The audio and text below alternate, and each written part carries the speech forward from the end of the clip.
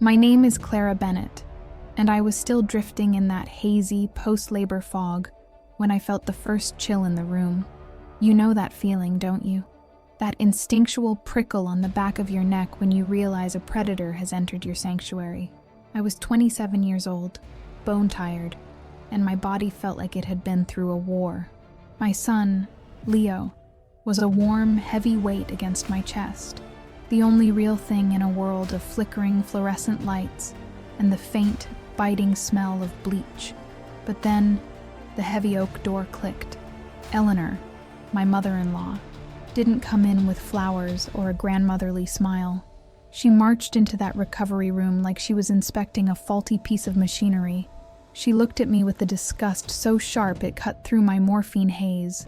Before I could even find my voice to greet her, she reached down. Her movements were clinical, ice cold. She snatched Leo from my arms with a sudden jerk that made me gasp, my fresh incision searing with a white-hot, agonizing pain. "What are you doing?" I managed to whisper, my throat raw and parched. Eleanor didn't even glance at the baby. She kept her eyes locked on mine. "I'm doing what should have been done months ago, Clara. You're incompetent. You're unstable.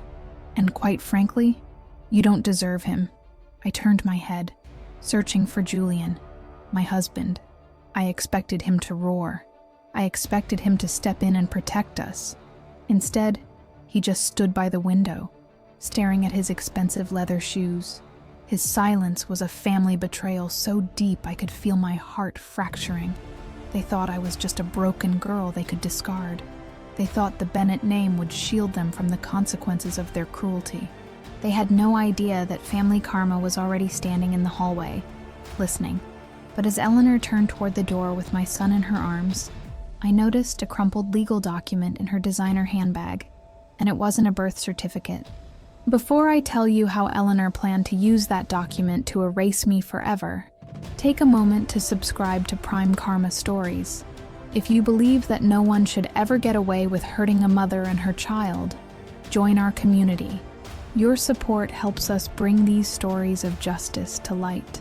Now, let's get back to the moment my life in Charleston became a living nightmare. Charleston, South Carolina, is a city built on secrets and old stones. To a tourist, it's a postcard of Spanish moss and cobblestone streets. But when you marry into a family like the Bennetts, you realize the beauty is just a thin layer of paint over something much darker. My husband, Julian, was the golden boy of the battery, the kind of man who was raised to believe that a crisp linen suit and a prestigious last name could excuse almost any sin. And Eleanor was the queen of it all. She didn't just walk through a room, she colonized it. Every garden party, every charity gala, every Sunday at church was a performance she directed with an iron fist in a white lace glove.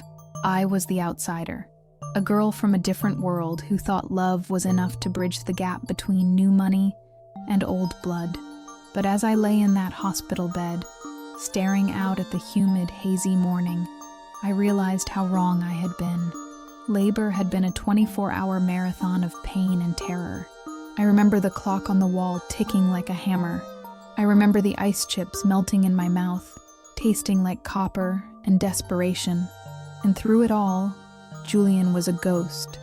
He wasn't there to hold my hand or whisper that he was proud of me. He was in the hallway, taking important business calls, or slumped in the armchair scrolling through his emails as if my agony were merely a background noise to his busy life. When Leo finally arrived, I thought the nightmare was over. I thought that tiny crying miracle would be the shield I needed. For a few beautiful hours, the room was quiet. I watched the sun crawl up the side of the hospital wall, listening to Leo's soft, rhythmic breathing. I felt a sense of peace I hadn't known in years. But in a family like the Bennetts, peace is just a lull before the storm. The nurses were kind, moving like shadows in the dim light, but I could see the way they looked at me, a mix of pity and professional distance. They had seen Eleanor come and go. They had heard the sharp, muffled arguments in the hallway while I was still in the delivery room. I didn't know then that Eleanor had spent the night charm assaulting the staff, playing the role of the concerned grandmother, while quietly questioning my every move. She told them I had a history of nerves. She whispered that I was overwhelmed, and that my own family, my father, Arthur, was too far away to really understand the situation. When she finally entered my room that morning, she didn't smell like a grandmother. She smelled of expensive Chanel No. 5 and cold, calculated judgment. She stood at the foot of my bed, her pearls gleaming under the harsh lights, and didn't even acknowledge the baby at first. She just looked at me, at my messy hair, my pale skin, the IV lines snaking out of my arm, and sighed. It wasn't a sigh of sympathy. It was the sound of someone looking at a broken vase they intended to throw away. "You look terrible, Clara," she said, her voice like silk over a blade. "Julian tells me you were difficult during the birth, screaming, losing control. It's a shame. A Bennett woman is expected to have more poise, even in the midst of unpleasantness." I tried to pull the blanket higher, feeling smaller than I ever had. "It was a long night, Eleanor. I'm just tired." "Tired?" she scoffed, stepping closer until her shadow fell over Leo and me. "No, dear. You're more than tired. You're failing, and I think we both know that you aren't in any position to make decisions for this child." I didn't understand what she meant until I saw her reach for the medical chart at the end of my bed, and I noticed the name Eleanor Bennett had already been written in the spot reserved for the primary emergency contact. The air in the room suddenly felt too thick to breathe. Eleanor didn't wait for me to process her words. She didn't wait for my permission or even for a nurse to be present. With a swift, practiced motion, she leaned over the plexiglass bassinet where Leo had just been placed for his morning checkup. My heart hammered against my ribs, a wild, frantic rhythm that made the monitors beside me chirp in protest. I tried to sit up, but a sharp, jagged pain shot through my abdomen, a brutal reminder of the surgery I'd just endured. "Eleanor, stop," I wheezed, my voice barely a whisper. "What are you doing? Put him back." She didn't even flinch. She gathered my son into her arms, clutching him against her stiff designer blazer. Leo began to whimper, a tiny, high-pitched sound that tore through me like a physical blade. She didn't rock him. She didn't soothe him. She held him like a trophy she'd won at an auction. Her face was a mask of cold triumph as she turned to face me. "I'm doing what's necessary for a Bennett heir, Clara," she said, her voice dropping to a low, dangerous hiss. "You've been delirious since the delivery. The nurses have seen it. Julian has seen it. You're in no state to be a mother. In fact, looking at you now, so frail, so hysterical, it's clear you never were." I looked at Julian, desperate for a lifeline. He was standing near the door now, his hands shoved deep into his pockets. He wouldn't meet my eyes. He was the man I had shared a bed with for 3 years, the man who had promised to cherish me, and yet he stood there, like a stranger watching a car wreck. "Julian, tell her!" I cried out, my voice finally finding some strength through the sheer terror. "Tell her to put our son down!" Julian finally looked up, but there was no love in his gaze. There was only a cold, calculated distance. "Clara, please, don't make a scene. My mother is right. You've been unstable. You've been talking to yourself, crying for hours. You're clearly suffering from some kind of postpartum psychosis. We've already discussed this with a specialist." My blood ran cold. Psychosis? I hadn't been crying for hours. I had been exhausted, yes. I had been in pain, absolutely, but I was not insane. I realized then that this wasn't just a spontaneous outburst from a jealous grandmother. This was a coordinated strike. They had been building this narrative while I was drifting in and out of sleep, whispering lies to the hospital staff, setting the stage to erase me from my own child's life. Eleanor stepped toward the door, her heels clicking rhythmically on the linoleum floor. Each click sounded like a nail being driven into my coffin. She reached into her bag and pulled out a folded piece of paper, the same document I'd glimpsed earlier. "This," she said, waving it in the air like a weapon, "is an emergency guardianship order. It's signed and notarized. It states that due to your current mental health crisis and the physical complications of the birth, I am the primary guardian of Leo Bennett until further notice. I'm taking him to the estate. We have a night nurse waiting. He will be raised with the dignity he deserves. The room began to spin. A guardianship order? How? How could they have done this so fast? Then it hit me. Eleanor's friend, Dr. Sterling, a man who had been the Bennett family physician for decades. He wasn't even a psychiatrist, but in Charleston, a name like Sterling carried enough weight to bypass the truth. They had used a fraudulent medical opinion to steal my son before he was even 24 hours old. "You can't do this," I sobbed, the tears finally breaking through. "He's my baby. Julian, please, don't let her take him." Julian stepped forward, but not to help me. He reached down and grabbed my wrist, his grip firm and punishing. "Clara, stop it. You're proving her point. Look at you. You're a mess. You're making the baby cry. If you really loved him, you'd want him in a stable environment, not here, with you, in this state." I looked at my husband and felt a wave of nausea that had nothing to do with the medication. He wasn't just a weak man. He was a monster. He had traded his wife and his son's future for his mother's approval and whatever inheritance she was dangling over his head. Eleanor reached the door, her hand on the handle. She paused, looking back at me one last time. The light from the hallway caught the diamonds at her throat, making them sparkle with a cruel brilliance. "Don't worry, Clara," she said with a smirk that made my skin crawl. "We'll tell him you were too sick to hold him. It'll be easier for him that way. After all, you're just the girl who carried him. You were never meant to keep him. You don't deserve him." She turned the handle and began to push the door open. My heart felt like it was going to explode. I couldn't let her walk out.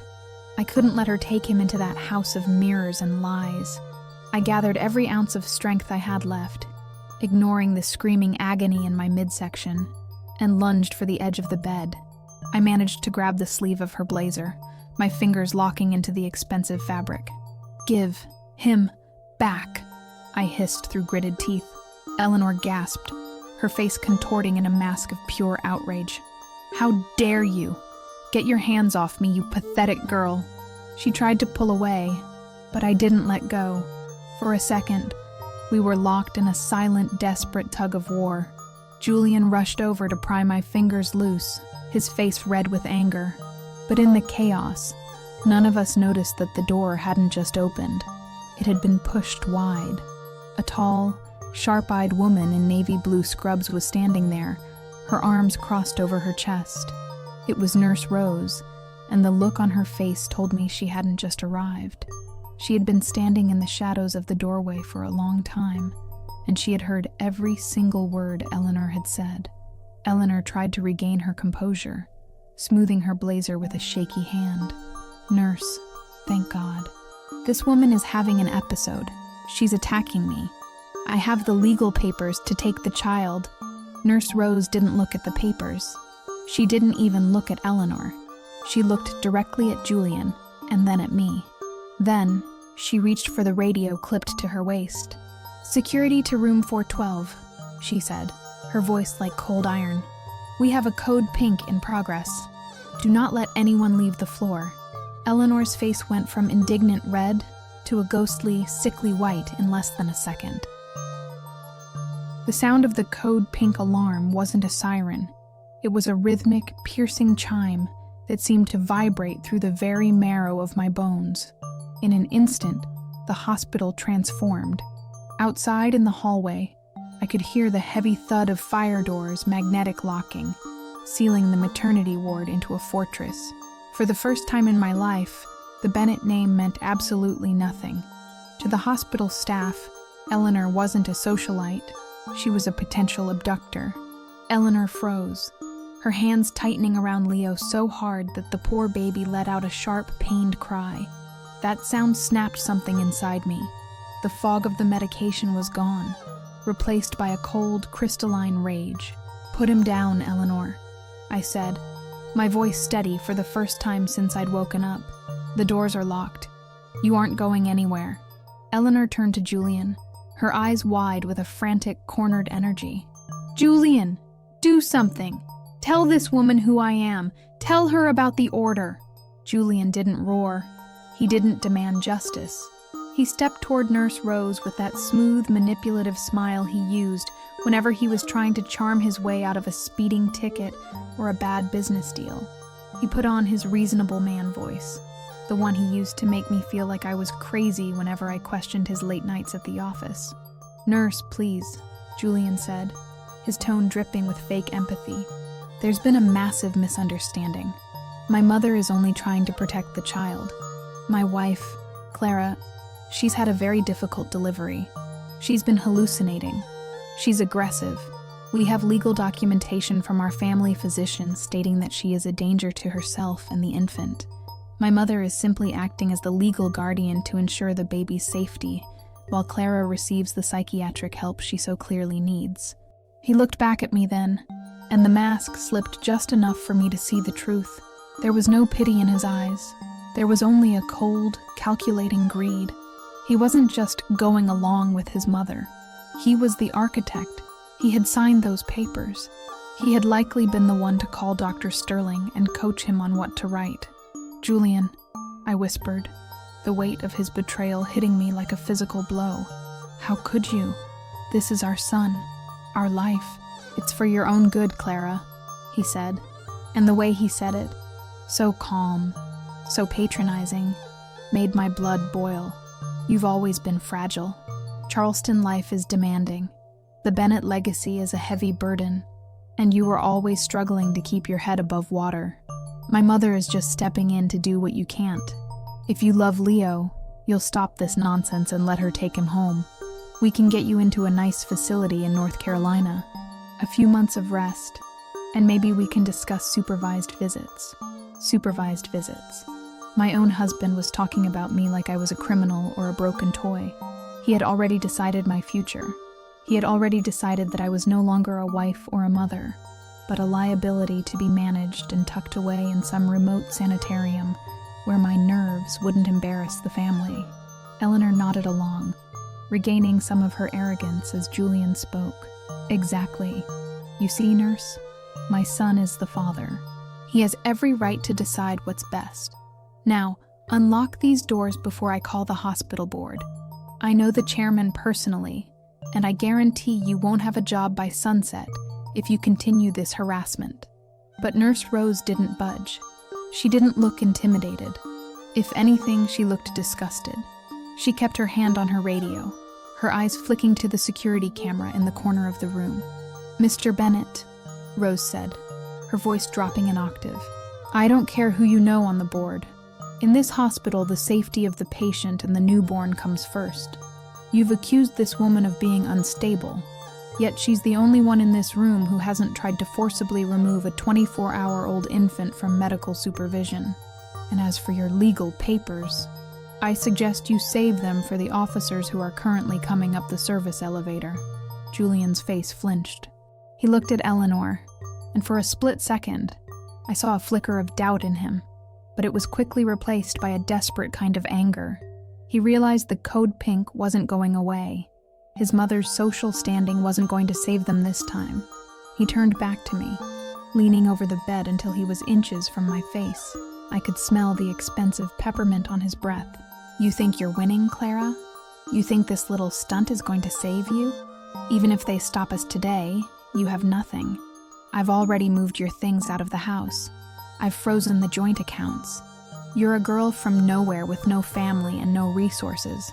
Who do you think the courts in Charleston are going to believe? A Bennett? Or a hysterical girl with a documented mental breakdown?" He smiled then, a small, cruel smirk that told me he'd thought of everything. He thought he'd left me with nothing. He thought he'd stripped me of my power, my money, and my dignity before I even had the strength to stand up. But as Julian leaned in, thinking he had won, he didn't notice that my hand had moved to the nightstand. My iPad, which he'd forgotten to take, lit up with a sudden notification, a frantic message from my father's attorney that changed everything. Julian's smirk was still lingering, that twisted look of a man who thought he had successfully buried his wife alive under a mountain of legal paperwork. He didn't realize that in his arrogance, he'd left one window open. My iPad was sitting right there, plugged into the wall, pulsing with a low green light. With a shaking hand, I reached for it. My fingers felt like lead, but the adrenaline was screaming through my veins now. "Put that away, Clara," Julian snapped, his voice tight. "You're in no state to be on a screen. You need to rest." I ignored him. I swiped the screen open, and that's when I saw it. It wasn't just a message from an attorney. It was a flood of automated alerts from our private family portal, the one we used for the Bennett Trust and insurance filings. My heart stopped when I saw a confirmed beneficiary change notification dated 3 weeks ago, 3 weeks before I even went into labor. I tapped the file, and my world shifted on its axis. Julian hadn't just moved my things out of the house. He and Eleanor had rewritten my entire life while I was still decorating the nursery. They had taken out a massive multi-million-dollar life insurance policy in my name. But that wasn't the worst part. There was a rider attached, a disability and incapacity clause. It stated that in the event I was declared mentally or physically unfit, all my assets, my trust from my father, and even my legal standing as a parent would be transferred to a designated trustee. And there, in black and white, was the name, Eleanor Bennett. "You planned this," I whispered, the words tasting like ash. "You didn't just decide this today. You've been waiting for me to give birth so you could trigger this clause." I scrolled down to the bottom of the document where my signature was supposed to be. It was there, a jagged, elegant script that looked almost like mine, but the C was too sharp, the A too looped. It was a forgery, a cold, calculated lie that Julian had likely signed while I was at my last prenatal checkup, blissfully unaware that the man beside me was planning my legal execution. "Clara, don't be dramatic," Eleanor said, though her voice had lost some of its silk. She was watching me now, her eyes tracking the iPad like a hawk. "It's a standard protective measure for a family of our stature. Given your history, we had to ensure the Bennett legacy was secure." "What history, Eleanor?" I shouted, my voice echoing against the cold hospital tiles. "The history you invented? I've never had a mental health crisis in my life. I've never been unstable until you started gaslighting me in this room." Julian stepped toward me, reaching for the iPad, but I pulled it back, hugging it to my chest like a shield. "You forged my name, Julian. You and your mother were planning to have me committed the moment Leo was born, just so you could get your hands on my father's trust and that insurance money." I realized then that this wasn't about Leo's well-being at all. It was a heist. Eleanor's friend, Dr. Sterling, hadn't just signed a custody paper. He was likely part of the insurance scam. If Clara Bennett was declared incapacitated, Eleanor would have total control over the millions my father, Arthur, had set aside for my future. They were trying to turn me into a ghost in my own life, but as I stared at the screen, a new notification popped up. A direct email from my father's personal office in Charleston, with an attachment that made my breath catch. It was a scanned copy of a security camera still from the bank, and it showed Eleanor and Julian standing at a teller window on the very afternoon I was rushed to the hospital in labor. The chime of the code pink wasn't just a sound. It was a physical weight that settled over the room, turning the air into something thick and suffocating. In a hospital, that sound means one thing: an infant is in danger of being stolen. The doors in the maternity ward don't just close, they seal with a heavy, pneumatic thud that echoes through the hallways like a prison gate. Eleanor stood frozen in the center of the room, clutching Leo to her chest with a grip that was far too tight. Her eyes darted toward the door, then back to Nurse Rose, who stood like a stone wall in the entryway. The socialite mask was finally beginning to crack. The poised, elegant Queen of Charleston was replaced by something feral and desperate. "This is an outrage!" Eleanor shrieked, her voice cracking for the first time. "I have the papers. I am the legal guardian. Julian, tell this woman to step aside before I have her license revoked." Julian looked like he wanted to vanish into the wallpaper. He was a man who lived for appearances, and the high-pitched ringing of an emergency alarm was the ultimate public embarrassment. He took a step toward Nurse Rose, his hands raised in a gesture that was supposed to be placating but only looked weak. "Nurse, please, let's be reasonable," Julian started, but Rose didn't even blink. She kept her hand on her radio, her eyes fixed on Leo. "The time for being reasonable ended when you tried to remove a newborn against medical advice, while his mother was pleading for him back," Rose said. Then, the heavy doors at the end of the hall hissed open. I heard the synchronized heavy rhythm of boots on linoleum. 2 police officers, an older man with a weary face and a younger woman with her hand near her holster, stepped into the room. They weren't alone. Walking between them was a man whose presence usually silenced any room in Charleston. My father, Arthur Bennett. He didn't look like a man who had just rushed from a board meeting.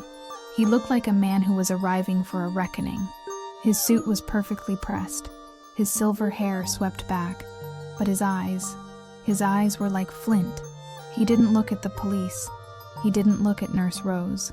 He walked straight past Eleanor as if she were a piece of furniture, and came to my side. He placed a hand on my shoulder, and for the first time in 48 hours, I felt like I could actually draw a full breath. "Clara," he said, his voice a low, steady rumble. "Are you all right?" "They tried to take him, Dad," I whispered, my voice breaking. "They forged my name. They have papers saying I'm insane." Arthur's grip on my shoulder tightened just a fraction. He finally turned his head to look at Eleanor. He didn't shout. He didn't point fingers. He just stared at her with a quiet, lethal intensity that made her take a step back. "Eleanor," Arthur said, his voice dripping with a cold, southern politeness that was more terrifying than any scream. "I believe you're holding my grandson, and I believe you're doing so while trespassing in a room you were explicitly asked to leave." Eleanor tried to puff out her chest, clutching the baby even tighter. "Arthur, don't be absurd. This is a family matter. Clara has had a breakdown. Julian and I are merely protecting the Bennett legacy. I have a court order. You have a piece of paper signed by a doctor who owes you a gambling debt, Eleanor," Arthur interrupted, his voice cutting through her lies like a scalpel. "And you have a signature that my forensic team has already flagged as a forgery. Did you really think I wouldn't be watching the trust accounts the moment Clara went into labor?" Julian turned a sickly shade of gray. He looked at Arthur, then at the police officers who were now moving into position behind Eleanor. "Arthur, wait. It's not what it looks like. We were just worried about the life insurance policy you opened in Clara's name without her knowledge?" Arthur asked, stepping toward Julian now. "Or were you worried about the $10,000 you withdrew from her private savings while she was in the delivery room?" The silence that followed was deafening. Even the code pink alarm seemed to fade into the background. I looked at Julian, seeing the man I'd loved for 3 years, and all I saw was a parasite. He had been waiting for the most vulnerable moment of my life to feed on me. This wasn't just a family betrayal. It was a predatory strike. The female officer stepped forward, her face neutral, but her eyes sharp. "Ma'am, I need you to hand the baby to the nurse. Now." Eleanor looked around the room, realizing the walls were closing in. She looked at Julian, but he had already stepped away from her, his cowardice finally overriding his greed. He wouldn't even look at his own mother. He was already rehearsing his excuses, preparing to blame everything on her to save his own skin. I was only doing what was best," Eleanor stammered. She looked at Leo, then at the officer. Her hands were shaking so hard I was afraid she would drop him. Nurse Rose moved in quickly, her movements smooth and practiced. She took Leo from Eleanor's trembling arms with a look of pure steel. The moment Leo was back in the safety of the hospital's care, the tension in the room snapped. Eleanor slumped, her shoulders dropping, her expensive facade finally crumbling into dust. She looked pale, as if the very blood had been drained from her body by the weight of the family karma that had finally caught up to her. "Eleanor Bennett," the older officer said, reaching for the handcuffs at his belt. "You're being detained for interference with medical equipment, attempted kidnapping, and suspected fraud. Mr. Bennett, you're coming with us for questioning regarding the falsification of legal documents." Julian's eyes went wide. "Me? No, I didn't. I was just following my mother's advice. Arthur, tell them." But my father didn't say a word. He just watched as the officers stepped forward. I watched as the two people who had spent the last 24 hours telling me I was worthless were turned around and forced to face the wall.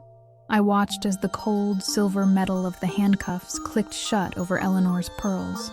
She looked back at me one last time, her eyes filled with a rage that was quickly being replaced by terror. She regretted many things in that moment, but mostly, she regretted that she had underestimated a mother's will to survive.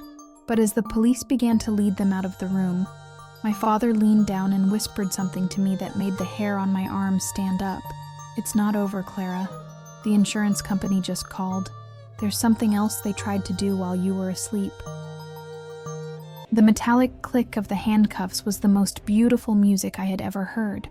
It was a sharp, final sound that cut through the lingering chime of the code pink alarm, signaling the end of Eleanor Bennett's reign of terror. For decades, that woman had used her name like a shield and her money like a sword. But in this sterile hospital room in the heart of Charleston, she was finally just another suspect in a blue blazer.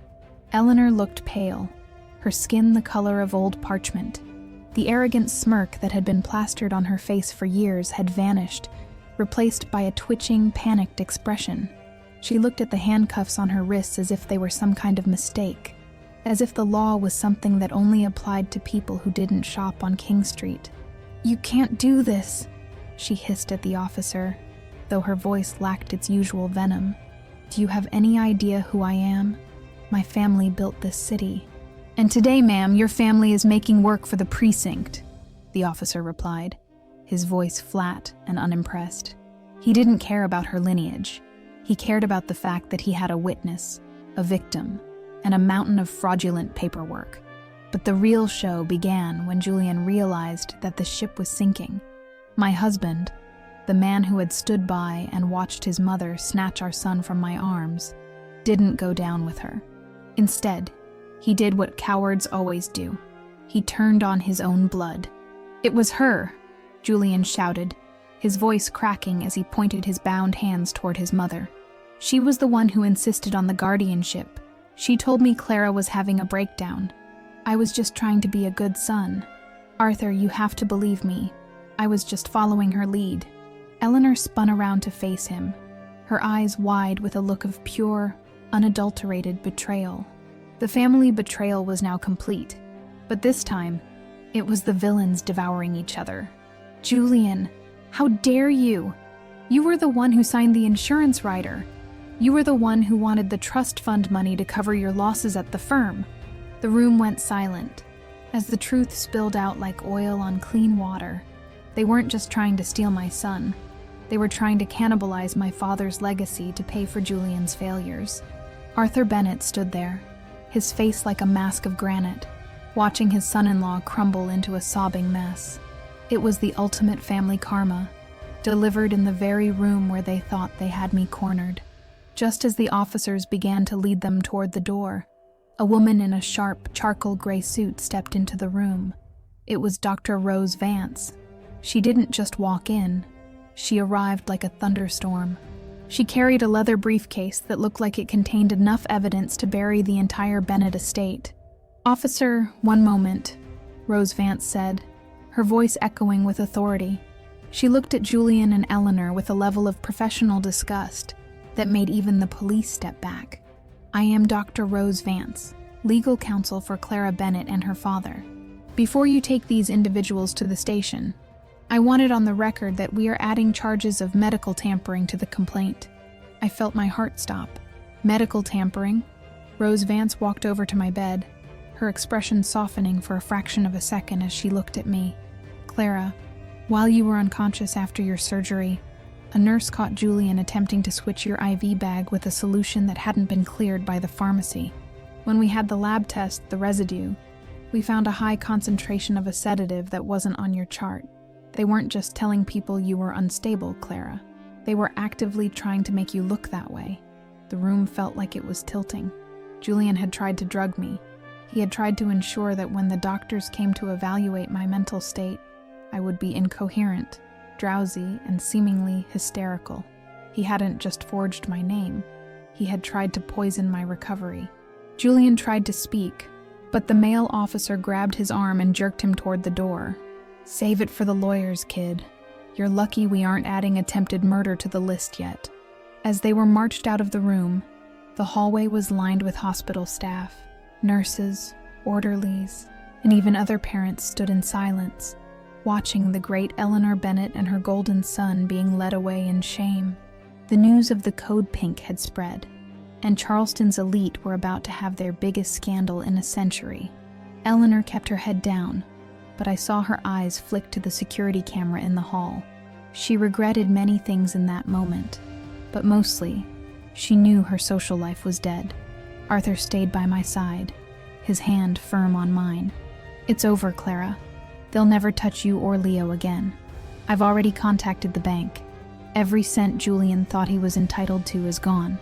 They have nothing but the clothes on their backs, and a very long prison sentence ahead of them."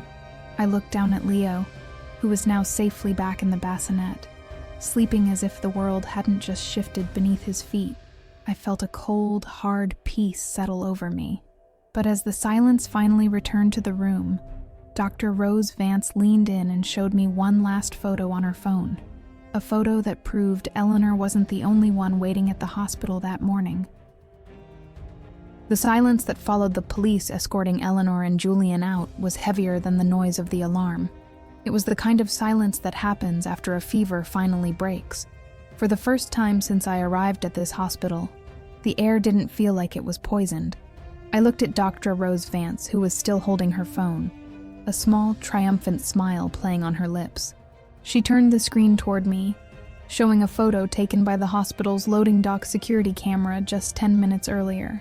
It was Dr. Sterling, the family friend, who had signed that fraudulent guardianship order. He was being intercepted by two plainclothes detectives, just as he was trying to toss a briefcase into the back of his car.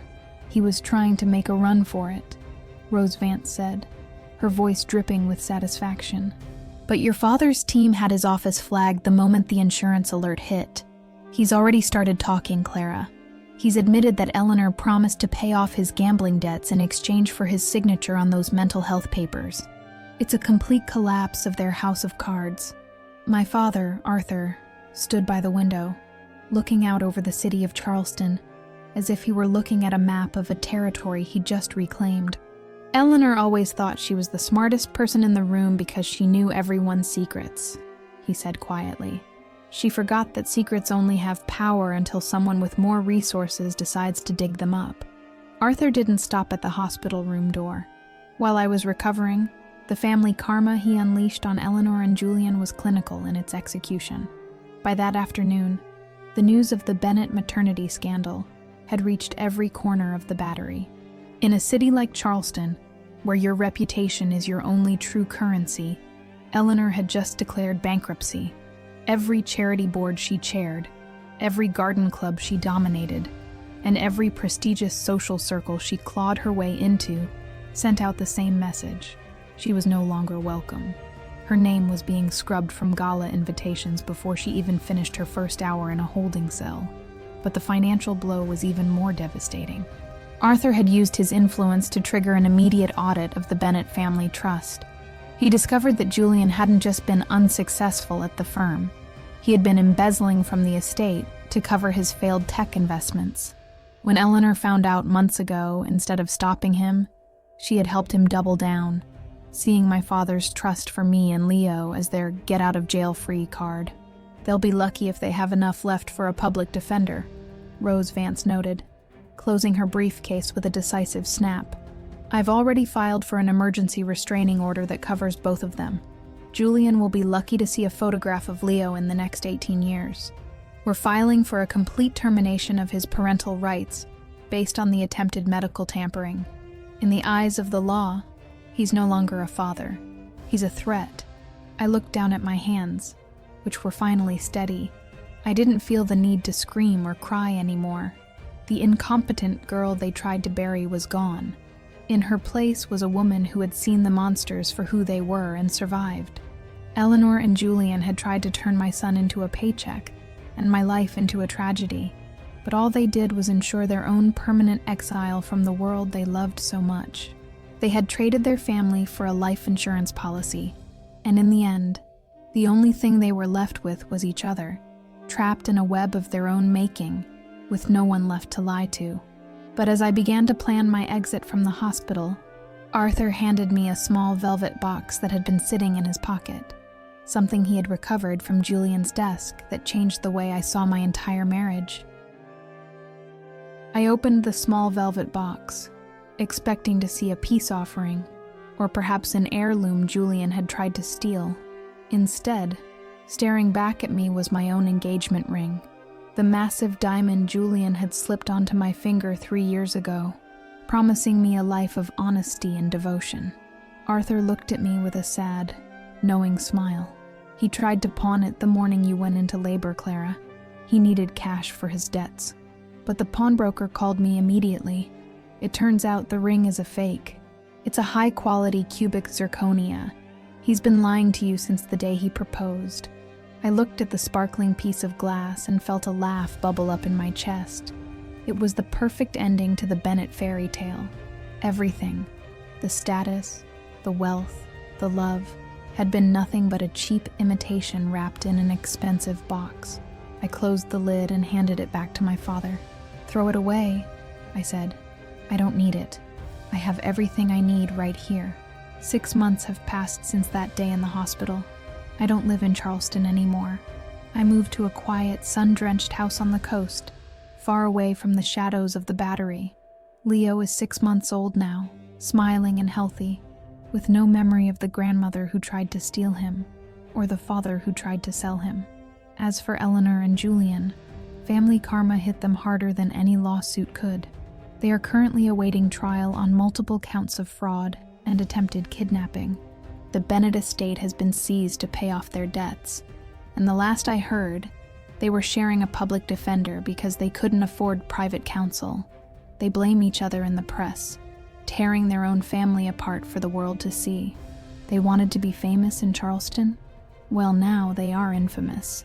I learned the hard way that blood doesn't make a family. Loyalty does. Protection does.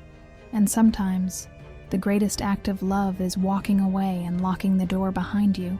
If you believe that a mother's instinct is the most powerful force on earth, and that karma always collects its debts, like this video and subscribe to Prime Karma Stories. Share your thoughts in the comments. Do you think Julian deserves a second chance? Or should he stay in prison where he belongs? Until next time.